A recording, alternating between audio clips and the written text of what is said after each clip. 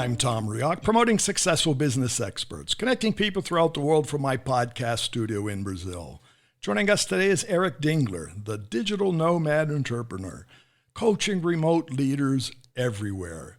So Eric, what to do when you don't know what to do to make a sale today?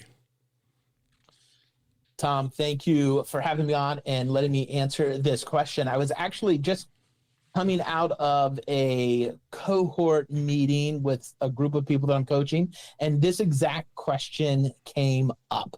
And so it's one I answer regularly with people. And so my advice is, first, and it's going to sound very cliche, but the first thing is don't panic. And take a deep breath. You know, most of us in sales, we're not in life or death situations where a split-second decision is going to make all the difference. There's nothing you can do in the next 60 seconds that's going to make or break anything. So just take a deep breath. That's first. Second, I always make better decisions when I'm running towards something versus running away from something. So if I'm running away from fear, if I'm trying to escape a scarcity feeling or mindset, I always make way worse decisions. But when I'm running towards a picture, when I'm running towards a plan, when I'm running towards my preferred future, I make better choices. And so first thing I tell people is take a deep breath, step back, realign what you're moving towards, what your goal is, and then work your pipeline. I can't get over how many times I meet with somebody and we'll start talking and I'll ask them just a few questions and they'll realize like, well, yeah, they did have some people last week that reached out and I emailed them, but you're right, I never heard back from them. Right. And so, well, there are those few opportunities from last week that you could go email right away. Again, there's activity moving in the right direction. Our research for our agency has confirmed what we've read in books. There's a really great book that we read on this called The Conversion Code. And our own data shows the same thing. We have to reach out to a lead on the average 6 times. Right. Yeah. Before we finally get on the call with them. Right. So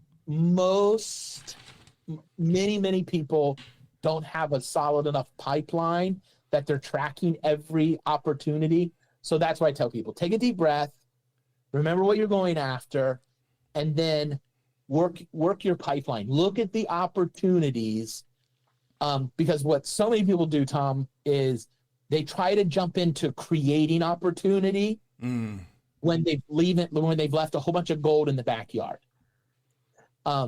Well, it seems too that like every Monday, everybody starts a new thing, right? They wake up Monday and say, I need to sell something. And they really forget. And back to the pipeline, I think that's probably a very important tip. That many times we don't relate to our pipeline. We may have it, but we don't take a look at it. We don't go back 1 week, 2 weeks, 6 weeks, maybe 2 months. But to your point of 6 times, and I see that most people don't react the first, second, third, or fourth time. So it's really nurturing that, going back and redoing your pipeline. I think that's the biggest catch here. Yeah. And I think it's, Tom, I don't know, I'd love to get your thought on this. What I feel it is, or at least what it used to be for me, is I didn't want to be that aggressive, pushy salesperson. And what I realized was what I was labeling as aggressive was more properly or properly labeled as being an advocate for my own future. You know, being an advocate for my team, being an advocate for our company and for my future, for my family's needs. And then you got to be careful because you could go too far with that and start justifying everything as, oh, I'm not being aggressive, I'm being an advocate. But for me, there were plenty of things that I thought, I don't want to come across as aggressive, when actually, when I started realizing, no, I'm just being an advocate for myself and for the client. No, I think that advocacy, the personal advocacy is the question. If we don't reach out, and again, people are receiving information multiple times during the day from multiple places and persons. So I think it's not to be aggressive, but it's to help remind people that you would ask them a question and maybe they hadn't seen it. And that in today's Gmail and email scenario, that may be the case. Where things are pre-selected or people pre-select the emails that they receive, they might not even see it. So I think that sort of thing is one of the first steps. But the important thing is not to panic. If we're already panicking, I think you've lost the game. Yeah, that's a good point. Yeah, that's true. That's true.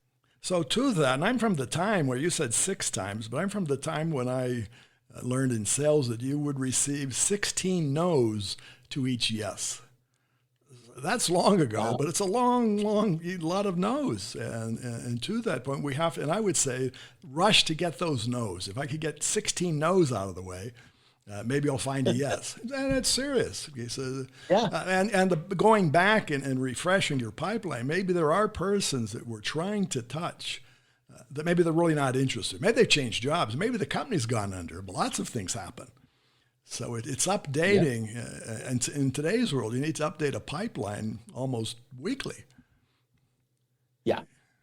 And there are times I keep 2 pipelines. I keep one that's all everybody that comes in that from inbound, and that's all. And then I keep one specifically for referral requests. And I like that. And I keep the very first stage, which I just have labeled untouched. I keep it full. And by that, I mean, I go through, and when it starts to get down to only 2 or 3 people in it, I'll schedule, 45 minutes, and I'll look through my client list. I'll look through my network of people that I've talked to, friend, I call it FAFAR still, for friends, family, and relatives even. And I just preload. I don't edit. I'm just like, who could I ask for a referral? And I just load it. And then if things start to get a little like I don't have enough activity on the inbound, I'll switch over there and I'll start reaching out to people, and I'll start making I'll just make requests, and I don't ask them to sell for me. I say, who can you put me in touch with? Right. And I turn up a lot of opportunity that way. And back to the point of reminding people. Of just reminding people, reminding them that you reached out, reminding people that you've touched base sometimes, and reminding them that the referral, it's something they forget us. That's normal. Yeah, our relatives forget us. Sometimes they want to forget us, but anyway, sometimes we want to forget them. But the thing is, I think the important thing I've learned: don't panic, breathe, have pipelines. So it's not a pipeline, but as you said, structure things in a way that you can have the inbound, which is obviously interesting, but the referral, I think, is a big secret. Who are those persons that may not be relatives, but others who could serve to just remind somebody else about you? So to that, Eric, how can our listeners find you? How can they become inbound? So I have a vanity URL. Maybe it sounds a little prideful and egotistical, but I have Eric Dingler. That's my name, ericdingler.com. And that redirects straight to my LinkedIn.